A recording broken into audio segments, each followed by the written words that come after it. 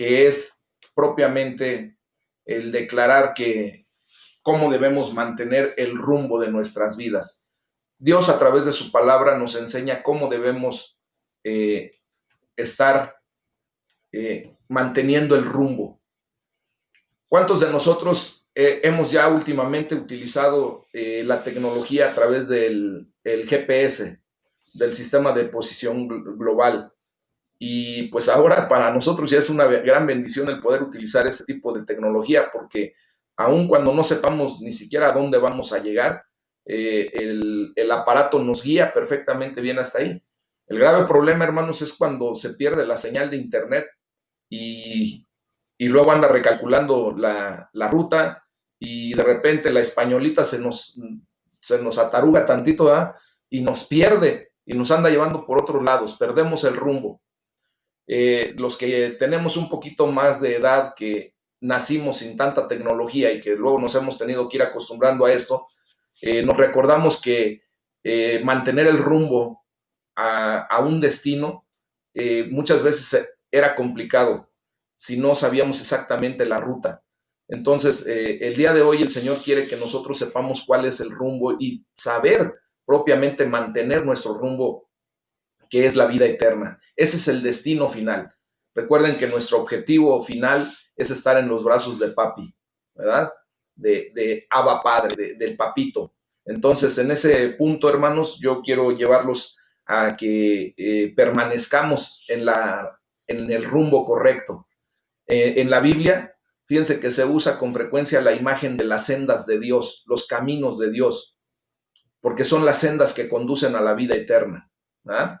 Entonces, aquí tenemos que ser muy claros en el punto de que cuando nuestro Señor Jesucristo viene a la tierra y Él declara que hay solamente un camino a partir de que Él establece su reino aquí en la tierra, en la condición en la que vino. Dice yo en Juan 14:6, dice, yo soy el camino, o sea, yo soy la senda que tú tienes que seguir, la verdad y la vida.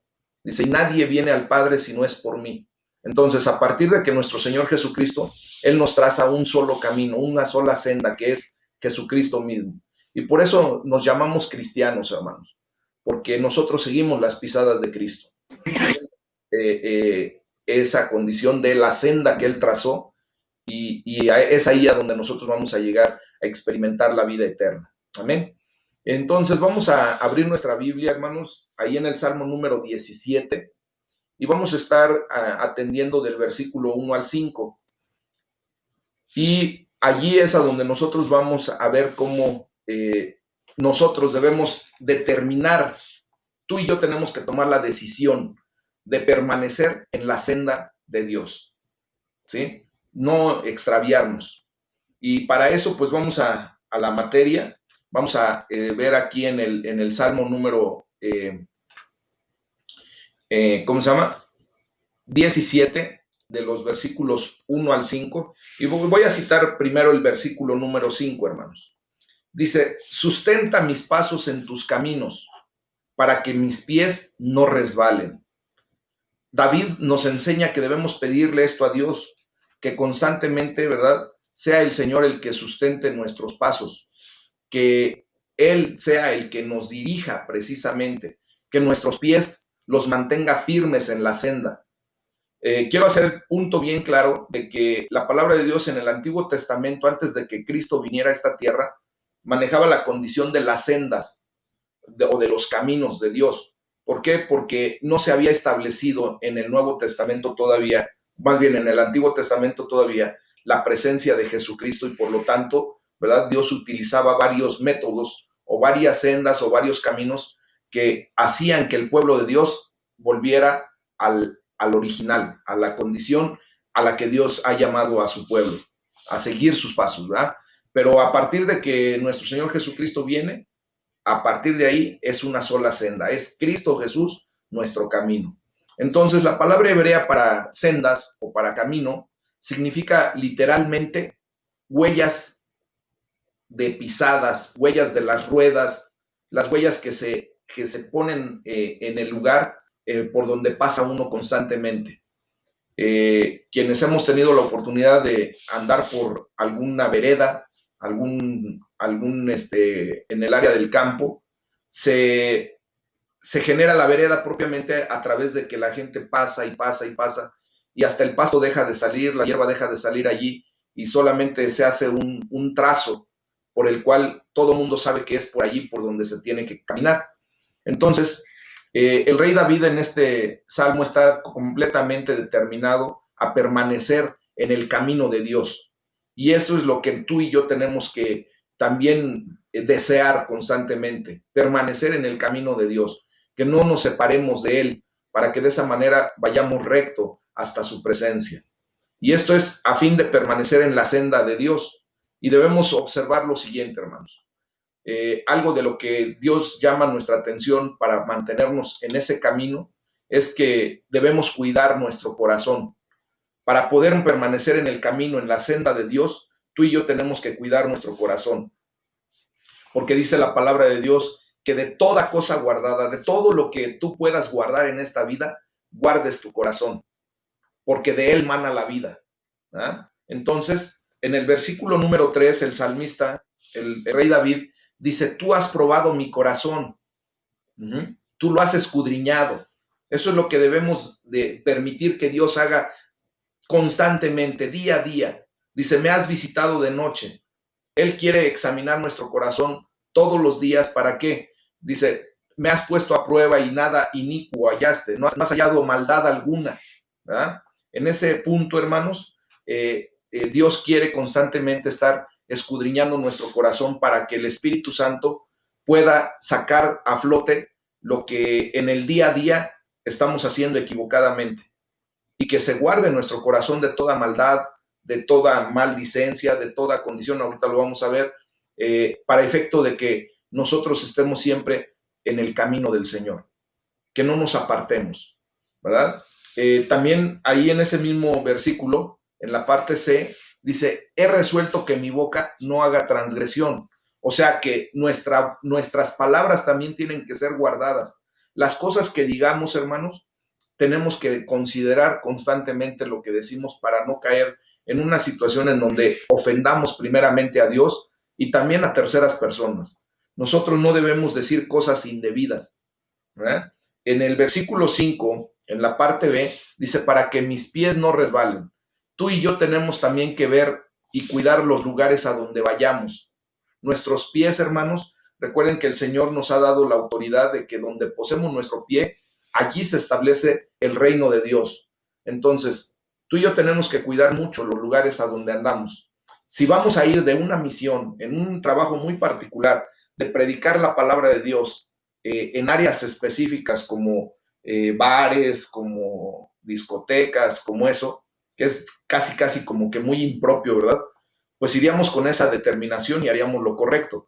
Pero si nosotros nos aventuramos a pisar los lugares en donde de alguna manera se manejan situaciones que no nos convienen o que van a traer hasta posibles consecuencias a nuestras vidas, mejor evitar ese tipo de situaciones. Mantener nuestros pies firmes en la senda del Señor.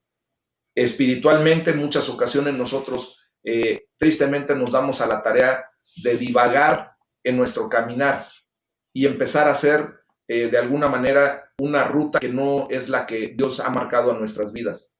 Cuando tomamos nuestras propias decisiones, cuando nosotros, ¿verdad? Queremos emanciparnos de la presencia de Dios, queremos, entre comillas, liberarnos, hay un libertinaje. Y por eso muchas ocasiones el mundo nos gana y luego empezamos a hacernos como este mundo. La palabra de Dios nos enseña ahí en Romanos 12:2 que nosotros no debemos conformarnos, o sea, moldarnos a este sistema de cosas, a este mundo. Dice, sino que más bien debemos de transformarnos por la renovación de nuestro entendimiento para que comprobemos cuál es la buena voluntad de Dios, que siempre va a ser agradable y perfecta. Entonces, en ese sentido, hermanos, aquí le podemos decir al Señor en una pequeña oración, Padre, en el nombre de Jesús, ayúdame a permanecer en tu senda, que mis pies no resbalen. Ayúdame a guardar mis pensamientos día y noche. Ayúdame a guardar mi corazón. Ayúdame a no pecar contra ti con lo que haga ni con lo que diga. En el nombre de Jesús te lo pido. Y esa es la manera en que tú y yo podemos mantenernos en la senda, mantener nuestro rumbo fijo. Recuerden que nuestro objetivo, nuestro blanco es Jesucristo, que es el autor y consumador de la fe. Y sobre ese blanco es hacia donde tú y yo debemos caminar. Y entonces empezamos a experimentar algo sobrenatural. Cuando nosotros enfocamos correctamente nuestra vida y determinamos voluntariamente que Jesucristo es nuestro blanco, es nuestro objetivo, vamos a quedarnos en las sendas de Dios hasta en nuestras relaciones. Y ahorita lo vamos a ver. La enseñanza de Jesucristo sobre las relaciones, hermanos, resulta de vital importancia para nuestra propia vida y para la sociedad. Recuerden que nosotros manejamos dos tipos de relaciones. Una relación que es vertical, que es la relación entre Dios y nosotros, ¿verdad? De lo alto hacia nosotros. Y la otra, el otro tipo de relación es la relación horizontal. Es la relación que mantenemos los unos con los otros. Y vamos a ver que hay varios tipos de relaciones horizontales. Está la relación de pareja, está la relación de padres a hijos o la relación filial, está la relación de amigos, está la relación de compañerismo, de trabajo, está la relación como cuerpo de Cristo. Y todas esas relaciones, hermanos, son de vital importancia para nosotros, porque nosotros somos entes sociales por naturaleza. Dios nos creó de esa manera. Y es por eso que las relaciones interpersonales son de vital importancia para nuestra vida y para la sociedad misma. Y tenemos que aprender a relacionarnos correctamente los unos con los otros. Sea cual sea el tipo de relación horizontal que tú vivas, tienes que aprender a sobrellevar perfectamente bien ese tipo de relación. Y no se diga de la relación personal que tienes con Dios, la relación vertical, que esa sería la más importante. Porque cuando tú y yo nos relacionamos correctamente con Dios, el Señor nos da las instrucciones, nos da la capacidad de mantener relaciones interpersonales correctas.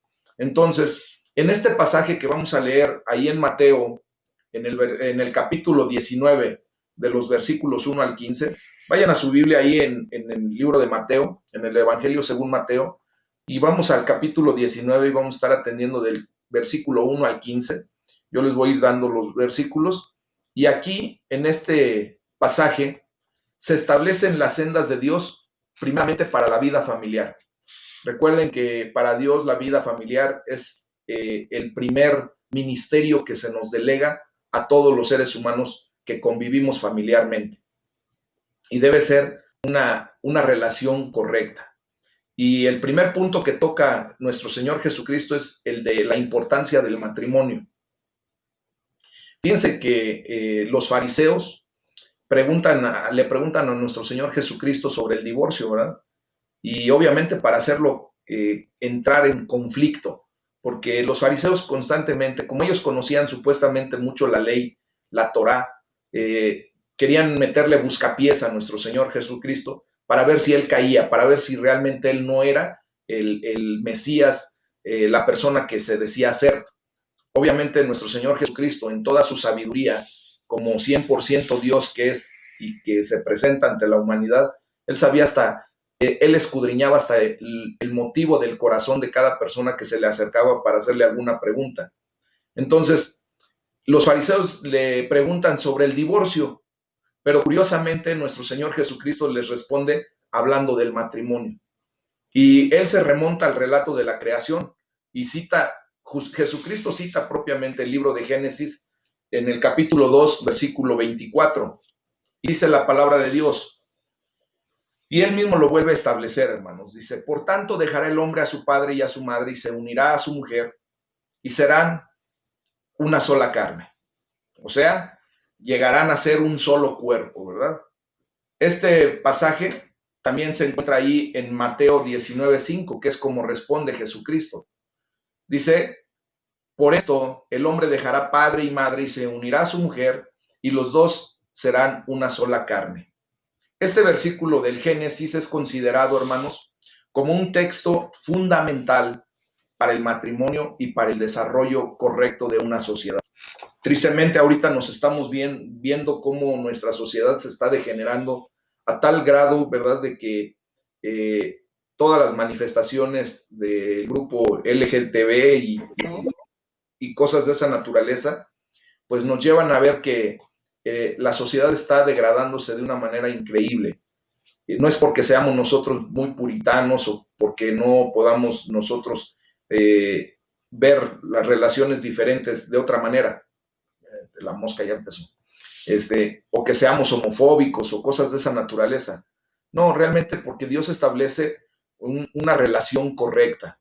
Dice que Él creó a un hombre y a una mujer y cada uno tiene los atributos propios para mantener una vida de pareja y sobre todo para mantener una condición hasta de reproducción natural, ¿verdad? Desgraciadamente el hombre empieza a extraviarse por su pecado y empiezan a tratar de hacer que la gran mayoría coincida o llegue al punto de que, pues, como quiera hacer cada quien puede hacerlo y no hay ningún problema.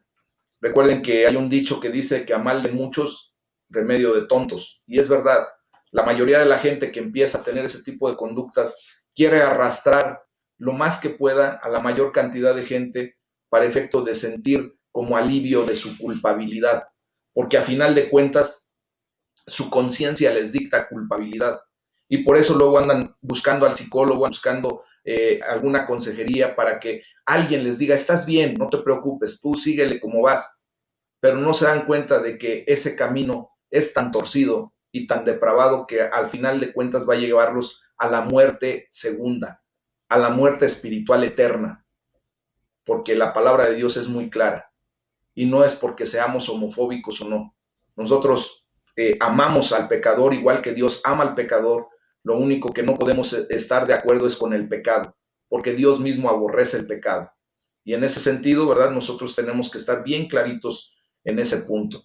Entonces, hermanos, vemos que ese texto bíblico no solamente está en el Antiguo Testamento, sino también en el Nuevo Testamento, citado por Pablo en Efesios 5:31, y dice otra vez, por esto el hombre dejará a su padre y a su madre y se unirá a su mujer, y los dos serán una sola cosa. Jesús mismo lo citó, como lo vimos ahí en Mateo 19:5. Quiero hacerles el comentario que cuando en la palabra de Dios se repite constantemente algún argumento o alguna instrucción o algún comentario propiamente, es porque Dios le da un énfasis muy especial y quiere llamar verdaderamente nuestra atención. No sé si ustedes han leído cuando nuestro Señor Jesucristo dice, de cierto te digo. Ese desierto dos veces, la palabra de certeza que Él da, quiere decir que te está llamando la atención como para que pongas especial cuidado en lo que nos está diciendo, en esa enseñanza. Entonces, si la palabra de Dios cita dos o tres veces el mismo comentario, es porque hay que tener un cuidado especial de lo que se está diciendo. El matrimonio, hermanos, implica un acto público de realizar un compromiso para toda la vida con tu cónyuge, un acto que tiene prioridad sobre la relación con tus padres. ¿Por qué? Porque dejas a tu padre y a tu madre y te unes a tu mujer para que ya no seas más dos entre tu mujer y tú, sino uno solo. Implica estar unido con tu cónyuge. Y la palabra hebrea significa literalmente pegados, juntos. No solo física y biológicamente, sino también emocional, psicológica, social y espiritualmente.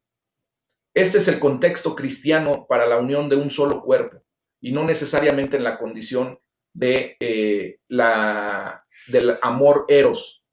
Dios nos quiere llevar aquí al amor ágape, al amor filial, que haya una unidad completa entre las tres palabras que definen amor en la palabra de Dios. Ágape, que es el amor incondicional, el puro, el absoluto. El filial, que es el de familiaridad, el de compañerismo, el de solidaridad. Y el eros, que es el de las relaciones de pareja, ¿verdad? Entonces, la doctrina bíblica del matrimonio, hermanos, es la más emocionante y positiva que existe cuando verdaderamente lo vemos desde el prisma con el que Dios lo ve, desde el punto de vista de Dios. ¿Por qué? Porque desgraciadamente muchas veces nosotros equivocamos y lo queremos ver con nuestro propio prisma, con nuestro propio lente ocular y desde nuestra perspectiva. Y muchas veces, desgraciadamente, nos ha ido mal porque no hemos establecido nuestro matrimonio en el cordón de 3 dobleces, o sea, en Cristo Jesús. Y nos ha ido mal en la feria y queremos hablar según nos ha ido en la feria. Y nosotros tenemos que llegar al punto en el que primeramente tiene que estar Dios en nuestra condición de relación y de esa manera poder vivir una relación de pareja correcta. Y entonces esa experiencia debe ser emocionante y positiva. También es la postura más romántica que la palabra de Dios nos muestra. Señala delante de nosotros el plan perfecto de Dios. Imagínense que un día ustedes y yo vamos a participar del acto social más increíble y maravilloso de toda la eternidad. No iba a decir de toda la humanidad, pero no, va a ser de toda la eternidad, cuando lleguemos a las bodas del Cordero. Y quiero decirles, amados hermanos, que nosotros somos la novia de el príncipe, del rey de reyes. Nosotros vamos a llegar, ahorita estamos desposados con él, como la novia. Ya fuimos dados y pedidos en matrimonio. Y el Señor ya dio las arras, que es el Espíritu Santo, ¿verdad? Entonces, ahora ya nada más falta que se cumpla el tiempo para cuando tú y yo estemos en las bodas del Cordero y después ya no seamos llamados novia, sino vamos a ser la esposa de Jesucristo y verdaderamente vamos a vivir con Él por una eternidad, porque eso es lo que anhelamos, eso es lo que buscamos los que seguimos a Jesucristo, ¿verdad? Entonces, pasando al punto de lo que los fariseos hablaban y le persistían con sus preguntas sobre el divorcio, vamos a ver lo que Jesucristo dice acerca de la concesión del divorcio. Y él dice, hablan del mandamiento de Moisés. Vamos a ver ahí en Mateo 19, 7. Dice, le dijeron los fariseos, ¿verdad? Que constantemente hay gente que quiere sacar, quiere meter hilo para sacar hebra. Dice, ¿por qué pues mandó Moisés dar carta de divorcio y repudiarla? Ahí se está refiriendo en la palabra de Dios a lo que en su momento Moisés había dicho acerca de la carta de divorcio, que solamente para una mujer adúltera se le podía dar la carta de divorcio y hacer repudio de ella, ¿verdad? Pero Jesús responde diciendo que Moisés permitió tal cosa, y vamos a ver lo que dice el versículo 8. Dice, él les dijo, por la dureza de su corazón, Moisés les permitió repudiar a sus mujeres, mas al principio no fue así. O sea, por lo obstinados que son, por lo necios que son. El hombre es muy necio, hermanos. Sin Cristo somos extremadamente obstinados. Pero Jesucristo confronta duramente a los hombres, ¿verdad? Que en una sociedad en donde las mujeres tenían mínimos derechos, usaban la concesión de la ley para abandonar a sus esposas. Aquí lo dice en el versículo número 9, dice, y yo les digo que cualquiera que repudia a su mujer, salvo por causa de fornicación y se casa con otra, adultera. Y el que se casa con la repudiada, adultera. Entonces, la concesión de Moisés del divorcio nos recuerda la gracia y la compasión de Dios en situaciones donde no alcanzamos el estándar de sus ideales, porque sus pensamientos y nuestros pensamientos, hermanos, nada tienen que ver. Nos recuerda que solamente por la gracia y la misericordia y la compasión de Dios es que el Señor se revela a nuestras vidas y nos da una luz de entendimiento para llegar a comprender un poquito de lo que es el pensamiento verdadero de Dios. Pero Jesús dice que el divorcio nunca será lo ideal. Muchos de los que han experimentado el dolor de un matrimonio quebrado, ¿verdad?, se identifican con la descripción de Job en su sufrimiento, que está descrito en el pasaje del Antiguo Testamento. Y debemos hacer todo lo posible para cuidar los matrimonios. No sé si se recuerdan cuando Job fue altamente atacado por el enemigo y Dios le permitió que el enemigo atacara fuertemente a Job, le quitó a sus hijos, le quitó sus bienes, destruyó su hogar, de hecho le provocó una enfermedad increíble. Y aquí es a donde viene el comentario de lo de un matrimonio fallido, cuando su esposa agarra y le dice, ¿sabes qué? Ya maldice a tu Dios y muérete. ¿Cuántas veces quisiéramos decirle a nuestra pareja, verdad? Retorcerle el pescuezo después de que está haciendo de las suyas constantemente y no nos agrada su forma, no nos agrada su condición. Y quisiéramos decirle, ¿sabes qué? Mira, ya, olvídate de lo que me dices de Dios, olvídate de lo que me dices de todo y mejor ya muérete, quítate de mi presencia, quítate de mi vista. Pero honestamente, hermano, nosotros debemos hacer todo lo posible para cuidar los matrimonios. En ese momento Job solamente tuvo compasión de su mujer, entendiendo que su lucha no era contra ella físicamente. Dice la palabra de Dios que no tenemos lucha contra sangre y carne. Él entendió que su lucha era contra los demonios, contra el enemigo que había utilizado a esa mujer, que había de alguna manera le había puesto pensamientos equivocados, la había controlado de alguna manera en sus pensamientos para que le dijera eso: maldice a tu Dios y muérete, ¿verdad? Eso seguramente la mujer no lo dijo desde lo profundo de su corazón. De alguna manera el enemigo solamente la utilizó para hacer ese tipo de declaraciones. Y entonces Job solamente tuvo compasión y misericordia de ella. Entonces, el mantener cuidado nuestro matrimonio hasta lo más posible es nuestro deber y el de nuestra pareja. O sea, tenemos que recaer en los dos esa condición. Y debemos hacer todo lo que podamos, hermanos, para apoyar a aquellas personas que se hayan divorciado. No debemos echar culpas como los amigos de Job, ¿verdad? Es que fue tu culpa y por eso Dios te está castigando. No. Desgraciadamente, hermanos, cuando nosotros iniciamos nuestra relación de pareja, nuestro matrimonio sin Cristo, pues nos atrevemos, más bien nos arriesgamos a que ese matrimonio pueda ser fallido. Pero tenemos la bendición de regresar a los pies de Cristo y de empezar a reestructurar nuestro matrimonio de una manera.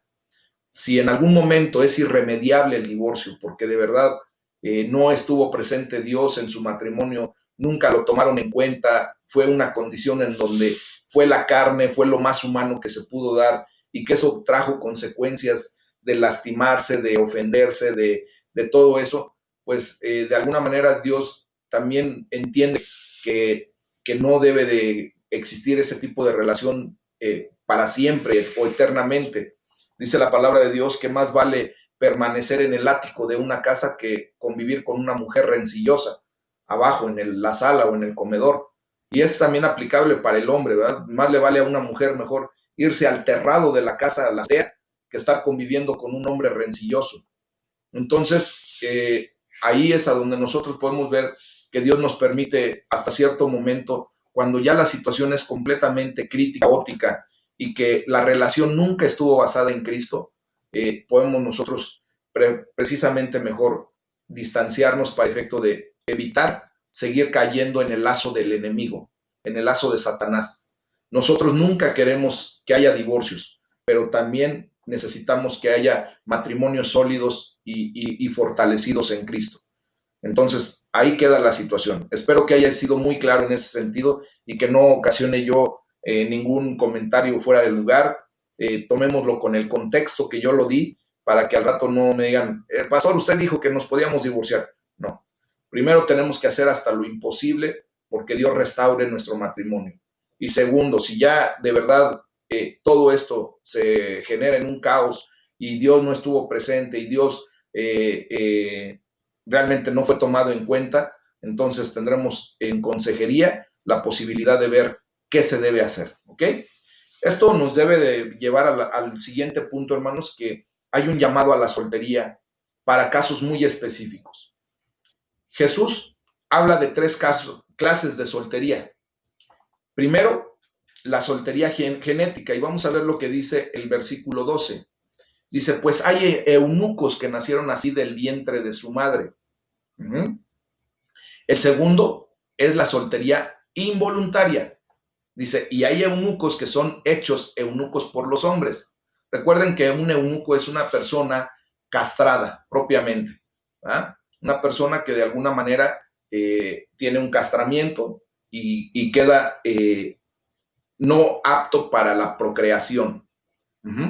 Y dice que también hay personas a quienes los hicieron así los hombres. Recuerden que en el Antiguo Testamento los reyes provocaban el castramiento de unas personas que se dedicaban a cuidar su harem. Y obviamente el rey no quería que las personas que cuidaran a sus mujeres, a sus concubinas, pues tuvieran relaciones sexuales con ellas y los mandaban castrar. Y son los que son hechos eunucos por los hombres. Y también existe la soltería voluntaria, en donde hay eunucos que asimismo se hicieron eunucos por causa del reino de los cielos, o sea, por una condición muy particular a la que son llamados por parte de Dios. Hay gente que tiene la condición de celibato y puede llegar hasta el punto de, no necesariamente de castración física, sino simplemente de el abstenimiento total de cualquier tipo de relaciones sexuales.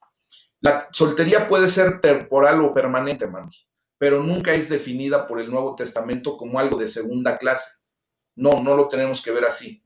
Tanto el matrimonio como la soltería son llamados importantes y conforme al Nuevo Testamento, las dos situaciones tienen ventajas y desventajas. Piense bien que en otra de nuestras relaciones, bueno, en nuestra relación interfamiliar, Dios establece una prioridad hacia los niños. Las palabras de Jesús desafiaban la actitud de muchos de sus contemporáneos en cuanto a los niños. En las sociedades antiguas, hermanos, los niños solían considerarse como la periferia de la sociedad, eran los relegados, ¿verdad? A los niños no se les tomaba en cuenta. Y podemos parafrasear un antiguo dicho en donde dicen que esas eran personas vistas, pero no escuchadas, no oídas.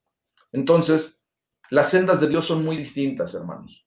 Jesús imponía sus manos sobre los niños y oraba por ellos. Vean lo que dice el versículo 13. Dice, entonces le fueron presentados unos niños para que pusiese las manos sobre ellos y orase. Y los discípulos les reprendían a los niños, ¿verdad? ¿Y qué es lo que dice? Cuando los discípulos sienten que Jesús no debería de ser distraído por ellos, responde ahí en el versículo 14. Jesús les dice, dejen a los niños venir a mí y no se los impidan, porque de los tales es el reino de los cielos. ¿Ah? Porque el reino de los cielos es de quienes son como ellos, como niños, limpios de corazón, que no tienen situaciones de pecado consensuado, ¿verdad? Él demostró, nuestro Señor Jesucristo, la alta prioridad de la que los niños deben gozar en nuestra vida. Los niños nacieron para ser felices y los niños tienen que tener toda nuestra prioridad. Ellos deben ser nuestra prioridad dentro de nuestro seno familiar, hermanos. Como padres es muy importante priorizar a nuestros hijos y no verlos como distractores de nuestro trabajo o de nuestra misión aquí en la tierra. Aún como iglesia, nosotros, ¿verdad?, debemos velar porque nuestros niños y jóvenes tengan prioridad en términos de recursos e instalaciones. Quienes conocen las instalaciones de Aljaba de Dios, nosotros hemos procurado que nuestros niños tengan las instalaciones adecuadas, unas instalaciones dignas de un hijo de Dios. Y lo estamos procurando y lo estamos viviendo de esa manera, hermanos, porque verdaderamente entendemos esta posición de la palabra, porque verdaderamente entendemos que de los niños es el reino de los cielos y por lo tal nosotros humanamente tenemos que dar lo mejor para ellos.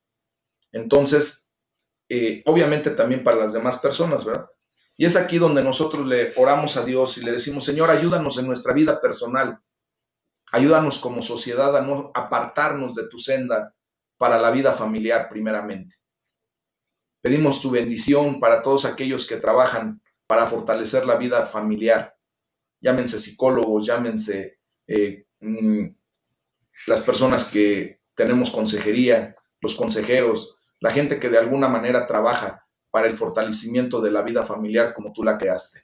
En el nombre de Jesús nosotros te pedimos, Padre, porque este mundo regrese a lo original, que nos ayude, Señor, a que la gente que está desviando el camino vuelva a tu senda. Y de esa manera nosotros como sociedad podamos vivir la condición a la que hemos sido llamados desde el principio de los tiempos. Hermanos, es una bendición el poder vivir la experiencia de la